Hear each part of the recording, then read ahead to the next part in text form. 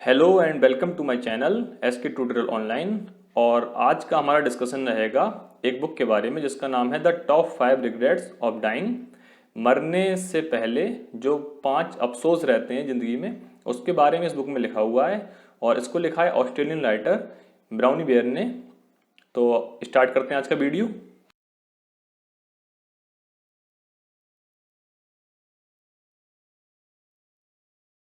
ये book brownie where ने अपने पैलिएटिव केयर के कैरियर के एक्सपीरियंस के बेस पर लिखी थी। अब पैलिएटिव केयर क्या होता है? पैलिएटिव केयर में वो पेशेंट होते हैं जो अपनी ज़िंदगी के आखिरी चरण पर होते हैं। जैसे कि जब इंसान काफ़ी बूढ़ा हो जाता है तो उसमें कई तरीके की प्रॉब्लम्स आ जाती हैं, जैसे उसकी मेमोरी वीक हो जाती है, उसे तरह तरह की बीमारियां आकर घेर लेती हैं। तो ऐसे पेशेंट्स को पैलिएटिव केयर में रखा जाता है। हमारा जो देश है तो यहाँ पर तो पेरेंट्स अपने बच्चों के साथ रहते हैं, तो उनकी केयर उनके बच्चे ही करते हैं अधिकतर। लेकिन जैसे फॉरेन कंट्रीज़ हैं तो वहाँ पर ज़्यादातर फैमिलीज न्यूक्लियर हैं, तो वहाँ पर जो पेरेंट्स हैं वो अधिकतर अपने बच्चों के साथ नहीं रहते हैं। तो उनकी ट्रीटमेंट के लिए पैलिएटिव केयर में उनको भेज दिया जाता है। जब उनकी मेमोरी वीक हो गई है, वो इल हैं, तो उनका ख्याल रखने के लिए जो नर्सेज वगैरह होती हैं वो सब पैलिएटिव केयर यूनिट्स कहलाते हैं। तो पैलिएटिव केयर्स में ऐसे लोग होते हैं ज़्यादातर जिनको ये प्रॉब्लम्स रहती हैं, जैसे मेमोरी का वीक होना, तरह तरह की बीमारियों को लग जाना। तो उनकी ट्रीटमेंट के लिए, उनका ख्याल रखने के लिए ऐसी नर्सेज वर्क करती हैं पैलिएटिव केयर में। तो यहाँ पर काफ़ी ऐसे लोग भी होते हैं जो अपनी ज़िंदगी के आखिरी 3 या 12 महीने, 3 महीने या 12 वीक का टाइम वहाँ पर काटने आते हैं। उसके बाद उनकी डेथ हो जाती है। कुछ लोग यहाँ से इम्प्रूव होकर भी जाते हैं, जैसे किसी को साइकोलॉजिकल कोई प्रॉब्लम है तो उसको ट्रीटमेंट करके उनको घर भी भेज दिया जाता है। यहाँ से लोग रिलीफ भी होते हैं, ऐसा नहीं है कि यहाँ से लोग मर के ही जाते हैं। लेकिन काफ़ी जो बूढ़े लोग होते हैं जो अपनी ज़िंदगी के आखिरी के दिनों में, जैसे 3 महीने का टाइम है किसी के पास या 12 वीक का टाइम हम कह सकते हैं, तो ऐसे लोग भी यहाँ पर आते हैं। तो उनको जो ज़िंदगी में रिग्रेट्स रहती हैं, अफसोस रहते हैं, उसको इन्होंने ध्यान से ऑब्जर्व किया और उन्होंने देखा कि ज़्यादातर लोगों को कुछ कॉमन रिग्रेट्स ही रहती हैं अपनी ज़िंदगी में। उसमें से इन्होंने जो टॉप 5 थी, मतलब 5 जो कॉमन रिग्रेट्स हैं जो हर किसी की लाइफ में रहती हैं, और अंतिम दिनों में इंसान अपनी क्या ज़िंदगी में जो काम नहीं कर पाया होता है उसके अफसोस के बारे में ही लोगों से चर्चा करता है।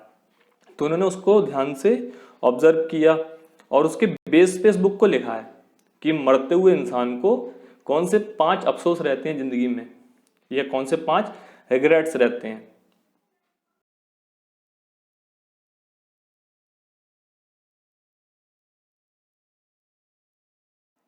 Regret number 1, I wish I had the courage to live a life true to myself, not the life others expected of me। पहला जो अफसोस इन्होंने बताया है वो है कि काश मैंने वो जीवन जिया होता जो मैं चाहता था, ना कि वो जीवन जो दूसरे लोग मुझसे चाहते थे। तो कभी कभी ज़िंदगी में ऐसा वक्त आता है जब हम दूसरों के दिखाए गए रास्तों पर चलना स्टार्ट कर देते हैं, मतलब हम उनकी बातों को फॉलो करना स्टार्ट कर देते हैं और हमें ज़िंदगी में जो खुद करना था उसके बारे में हम जरा भी नहीं सोचते हैं। जैसे कैरियर ऑप्शन की अगर बात की जाए तो जो हमारा इंटरेस्ट है, जो हम चाहते हैं ज़िंदगी में बनना, हम वो नहीं बनते हैं और किसी दूसरे के दिखाए गए रास्ते पर चलकर हम वो बन जाते हैं जो वो हमसे एक्सपेक्ट करता है। जैसे किसी को म्यूजिक में बहुत इंटरेस्ट है, किसी को स्पोर्ट में बहुत ज़्यादा इंटरेस्ट है, लेकिन कोई ये कह देता है कि नहीं तुम स्पोर्ट में जा रहे हो, इसमें कैरियर अच्छा नहीं है ना, तुमको दूसरी चीज़ ट्राई करनी चाहिए, तुमको क्या है इस कैरियर को सेलेक्ट करना चाहिए, इससे तुम्हारा फ्यूचर ब्राइट होगा। भले ही आपको उस कैरियर में इंटरेस्ट ना हो, लेकिन दूसरे के दिखाए गए रास्ते पर आप चले जाते हैं तो लोगों को बाद में ये अफसोस होता है कि काश मैंने उस समय अपने दिल की सुनी होती तो मैं आज खुश होता। कि भले ही मैं ज़्यादा सक्सेसफुल नहीं हूँ, लेकिन मुझको इस कैरियर में क्या खुशी मिलती है कि मुझको म्यूजिक से प्यार है, तो मुझको म्यूजिक जो कैरियर मैंने सेलेक्ट किया है इसमें मुझे खुशी मिलती है। लेकिन उस समय हम इस बारे में नहीं सोचते हैं, उस समय हम अपने पैशन को फॉलो नहीं करते हैं। हो सकता है कि as a musician, as a sport person हम ज़्यादा सक्सेसफुल हो सकते थे, लेकिन दूसरों के प्रेशर में आके, दूसरों की सलाह मानकर हम उस कैरियर ऑप्शन में चले गए और हमने अपने इंटरेस्ट के बारे में जरा भी सोचा ही नहीं कि हमको ये करना चाहिए, इसकी हमको इच्छा है, ये हमारा इंटरेस्ट है। हमने दूसरों को फॉलो किया। कभी कभी ऐसा होता है कि हम सक्सेसफुल लोगों को देखते हैं और उनकी तरह सक्सेसफुल बनना चाहते हैं, तो हम वो ही कैरियर ऑप्शन डिसाइड कर लेते हैं अपने लिए जो सक्सेसफुल लोगों ने सेलेक्ट किया होता है। जबकि जो हमारा पैशन है, जो कैरियर एक्चुअल में हम चाहते हैं कि हमको चलो इंजीनियर बनना है, लेकिन हम इंजीनियर नहीं बनते हैं, हम कोई और कैरियर सेलेक्ट कर लेते हैं क्योंकि हम देखते हैं कि लोग उसमें ज़्यादा सक्सेसफुल हैं, तो हमको उसी में जाना चाहिए। तो बिना इंटरेस्ट होते हुए भी हम क्या है उसमें चले जाते हैं। तो इस तरीके से हम अपने डिसीजंस को दूसरों के इन्फ्लुएंस में आके चेंज कर लेते हैं, दूसरों के से प्रभावित होके हम अपने डिसीजंस को चेंज कर लेते हैं। और ये पहला रिग्रेट था कि काश मैंने दूसरों के दिखाए हुए जो भी रास्ते थे उनको फॉलो नहीं किया होता। काश मैंने जो जिंदगी में खुद की चाहत थी उसको फॉलो किया होता। काश मैं जिंदगी में जो कैरियर अपने लिए डिसाइड करना चाहता था वो मैंने सेलेक्ट किया होता। काश मैं जिंदगी में जो खुद करना चाहता था मैंने वो किया होता। और मैंने क्या किया, दूसरों के दिखाए हुए रास्तों पर चला, दूसरों की दी हुई सलाहों को खाली माना, दूसरे जो मुझसे करवाना चाहते थे जिंदगी में खाली मैंने वो किया। ऐसा नहीं है कि दूसरा कोई आपको एडवाइस कर रहा है तो वो गलत है, इसके बारे में मैं बिल्कुल भी बात नहीं कर रहा हूं कि कोई अगर आपको एडवाइस दे रहा है तो वो आपके लिए गलत है। मैं ये कहना चाहता हूं कि जिंदगी में हम जो करना चाहते थे उसको करने की कभी हिम्मत नहीं दिखा पाए, तो ये रिग्रेट हमको लाइफ टाइम रहेगा। मरते समय भी हम क्या है इस रिग्रेट में जिएंगे कि मुझको जिंदगी में इतनी कभी हिम्मत नहीं हुई कि जो मैं चाहता था वो कर सकूं। मैंने बस वो ही किया जो दूसरे मुझसे करवाना चाहते थे जिंदगी में।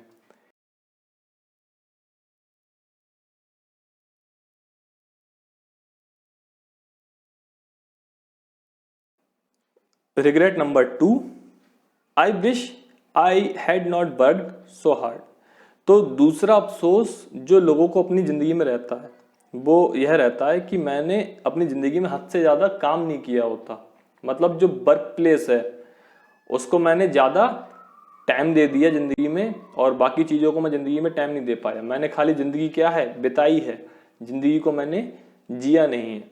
मतलब कि हम अपने काम को इतना वक्त दे देते हैं सक्सेसफुल बनने के लिए कि बाकी जो चीजें हमारी जिंदगी में जरूरी हैं, जैसे फैमिली है, जो हमारे वेल विशर्स हैं, फैमिली है, फ्रेंड्स हैं, इनको हमने टाइम कभी दिया ही नहीं। हम खाली अपने काम पर फोकस करते गए और जो ज़्यादातर समय था हमारी लाइफ का वो हमने अपने काम में स्पेंड किया है। और जहाँ हमारी ज़रूरत थी एक्चुअल में, जैसे फैमिली को हमारी ज़रूरत थी, उसको हमने बिल्कुल भी टाइम नहीं दिया। हमने खाली पैसे कमाने के लिए अपना पूरा टाइम काम में वेस्ट कर दिया। तो ये रिग्रेट लोगों को रहता है। भले ही कोई भी पर्सन है पैसा कमा रहा है, फैमिली को अच्छी लाइफ देने के लिए कमा रहा है, लेकिन फैमिली को पैसे के साथ साथ क्या पर्सन के टाइम की भी जरूरत होती है। ऐसा नहीं है आप खाली पैसा कमाने में लगे हुए हैं, अपने बच्चों को टाइम नहीं दे पा रहे हैं।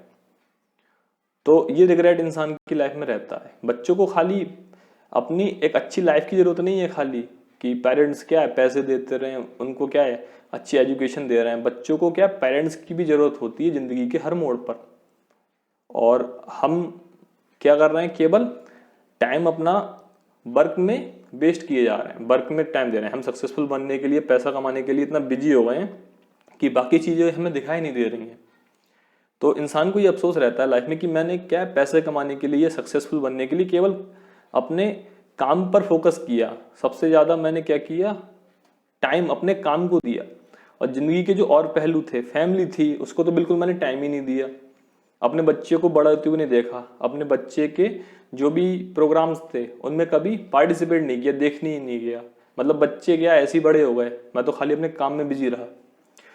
तो ये इस चीज़ का क्या रहता है, इंसान को अफसोस रहता है ज़िंदगी में कि काश मुझको टाइम इन चीज़ों में अपना यूज़ करना चाहिए था। मैंने केवल काम पर फोकस किया, पूरा पूरा दिन मैं क्या है हार्ड वर्क करता रहा और अपने बच्चों पर मैंने ध्यान नहीं दिया। मुझको ज़िंदगी में जो भी मेरी इम्पोर्टेंट थे मेरे लिए लोग, उनका कभी साथ मैंने नहीं दिया, उनके साथ कभी नहीं रहा।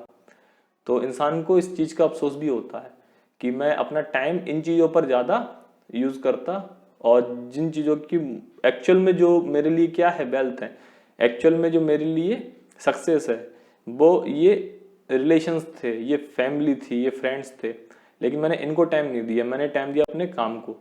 तो ऐसा भी रिग्रेट लोगों को रहता है जिंदगी में।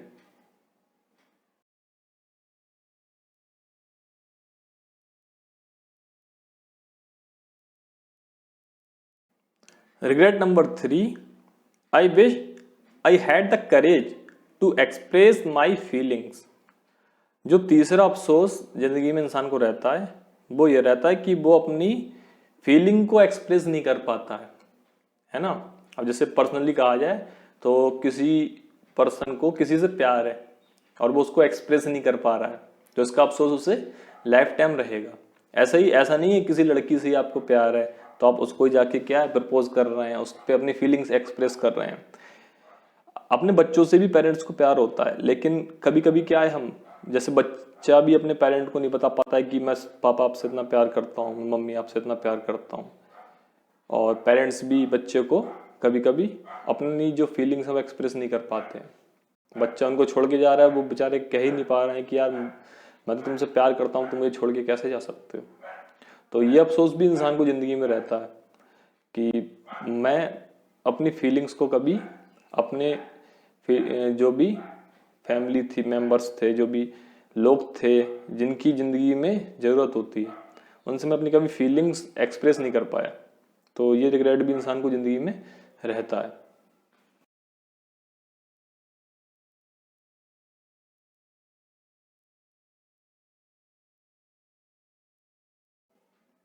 Regret number 4, I wish I had stayed in touch with my friends. चौथा जो अफसोस है जो लोगों को रहता है ज़िंदगी में, वो ये रहता है कि काश मैं अपने दोस्तों के टच में रहा होता। तो कभी हमारी ज़िंदगी का ऐसा वक्त आता है जब हम अपनी फैमिली में, अपने काम में ज़्यादा बिजी हो जाते हैं और अपने फ्रेंड के टच में बिल्कुल नहीं रहते हैं। जब हम पैदा होते हैं तो कुछ रिलेशंस हमको पहले से ही मिल जाते हैं, जैसे कि फैमिली है तो फैमिली मेम्बर्स के जो भी रिलेशंस होते हैं वो हमको बर्थ के साथ ही मिल जाते हैं।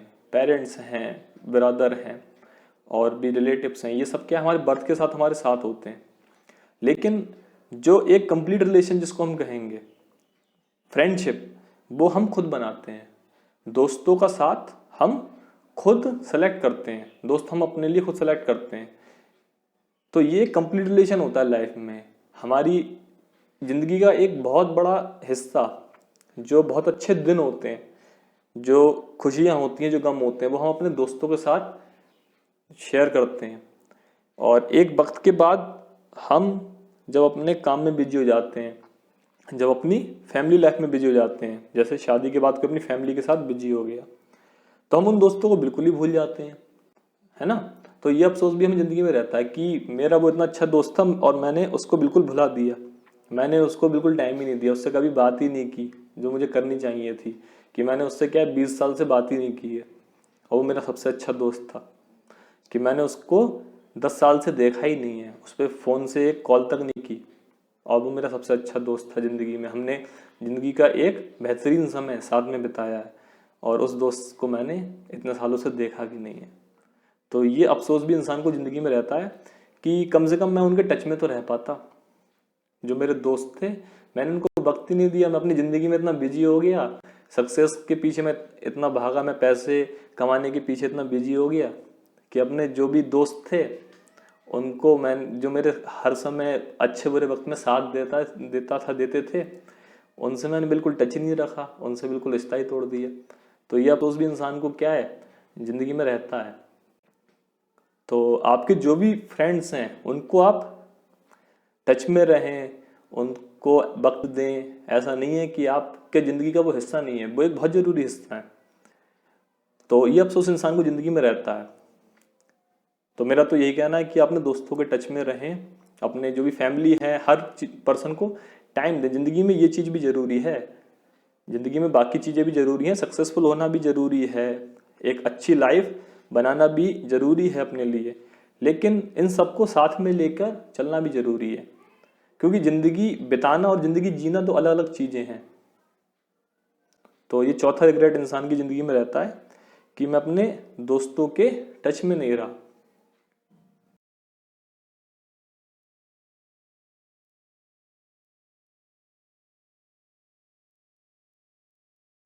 Regret number 5, I wish I had let my self be happier. पांचवा जो अफसोस है लोगों को ज़िंदगी में रहता है वो है कि काश मैंने खुद को खुश रहने दिया होता। अब ज़िंदगी में इंसान हर सिचुएशन में तो खुश नहीं रह सकता, ये बात तो तय है। लेकिन ये अफसोस लोगों को ज़िंदगी में क्यों रहता है कि काश मैंने खुद को खुश रहने दिया होता। तो ये एक पर्टिकुलर कंडीशन के लिए है। जैसे कि इंसान की ज़िंदगी में कुछ ड्रीम्स होते हैं, कुछ वो डिसाइड करता है कि मुझको ज़िंदगी में ये काम तो एक बार करना ही है, और पूरी ज़िंदगी उसकी बीत जाती है और वो और कामों को ज़्यादा अहमियत देता है ज़िंदगी में, और वो काम वो कर ही नहीं पाता है जो उसने डिसाइड किया था कि ये काम मुझको ये काम ज़िंदगी में करना है, मुझको एक बार यहाँ पर इस प्लेस पर जाना है, मुझको ज़िंदगी में एक बार ये एक्टिविटी करनी है, और उसके लिए उसने पूरी ज़िंदगी में कभी टाइम निकाला ही नहीं, पूरी ज़िंदगी उसकी ऐसे ही बीत गई। तो उसको इस चीज़ का हमेशा रिग्रेट रहेगा ज़िंदगी में कि इस टाइम का मैंने ये काम किया होता, काश मैं खुद को खुशी दे पाता। इसका मतलब है कि जो काम मैंने डिसाइड किया था, जो ड्रीम मैंने देखा था, जो भी मेरी इच्छा थी लाइफ में, वो मैंने की ही नहीं। तो इस चीज़ का तो रिग्रेट रहेगा ही हमेशा कि मुझको ये काम पसंद था और मैंने कभी किया भी नहीं ज़िंदगी में, कि मैं ये करना चाहता था, मैंने इस काम को बिल्कुल भी नहीं किया। तो इस चीज़ का अफसोस भी इंसान को रहता है मरते वक्त।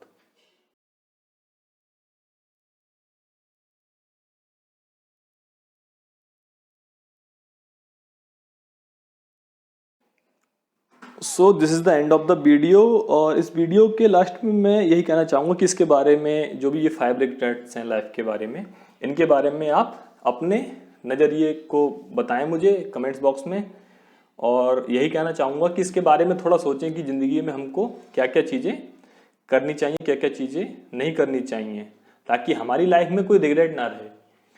और इसके बारे में सोचें आप लोग, ये मैं चाहता हूँ। और कमेंट बॉक्स में अपने एक्सपीरियंस बताएं कि आपको ये वीडियो कैसा लगा, अच्छा लगा, बुरा लगा। हाँ, और अपने पर्सनल एक्सपीरियंस से मैं ये भी कहना चाहूँगा कि ज़िंदगी में जो काम करना है, जिससे जो कहना है, जो भी आपको काम खुशी देता है, जो भी आपके फ्रेंड्स हैं उनके टच में रहें, ये तो मैं पहले ही बता चुका हूँ, फैमिली के टच में रहें। लेकिन जो काम आपको खुशी देता है, जिससे जो कहना है, जो फीलिंग जिस समय आपको एक्सप्रेस करनी है, वो कर दो, दिल में कुछ मत रखो। साथ में कुछ नहीं आएगा, ज़िंदगी केवल इतनी ही है जितनी हमको ऊपर वाले ने दी है। तो इस ज़िंदगी को अपने तरीके से जियो, जब जो करना है ज़िंदगी में तब वो करो। किसी के संपर्क में आने से या किसी का इतना प्रभाव खुद पर मत होने दो कि आप उसकी बातों को फॉलो करने लगो, और ज़िंदगी में जो भी चीज़ आपकी जो फ्रीडम है उसको ही खो दो। तो जो काम आपको अच्छा लगे ज़िंदगी में वो काम करिए आप। और ज़िंदगी जिस तरीके से जीना चाहते हैं, अपनी ज़िंदगी आपकी एक है, एक ही बार मिली है, तो उसको अपनी तरीके से जियो। और जो भी अपने क्लोज बडीज़ हैं, जो भी लोग हैं, उनका साथ दो, उनका भी ख्याल रखो। और जो भी आपने ज़िंदगी अपने लिए डिसाइड की है कि मेरी ज़िंदगी ऐसी होगी, आपको अपनी ज़िंदगी को वैसा ही बनाना है। मेहनत करो ज़िंदगी में, सक्सेस हासिल करो, और जो भी आपके ड्रीम्स हैं उनको फॉलो करो, ड्रीम्स को पूरा भी करो, ताकि ज़िंदगी में ये जो काश वर्ड है ये आपके साथ ना जाए कि काश मैंने ये उस समय किया होता, कि काश मैंने ज़िंदगी में ये किया होता तो ज़िंदगी ऐसी होती, वो किया होता तो ज़िंदगी वैसी होती। ऐसा अफसोस हमारी ज़िंदगी में ना रहे। तो follow your dreams. Thank you very much. आपको ये वीडियो कैसा लगा कमेंट्स बॉक्स में मुझे ज़रूर बताएं।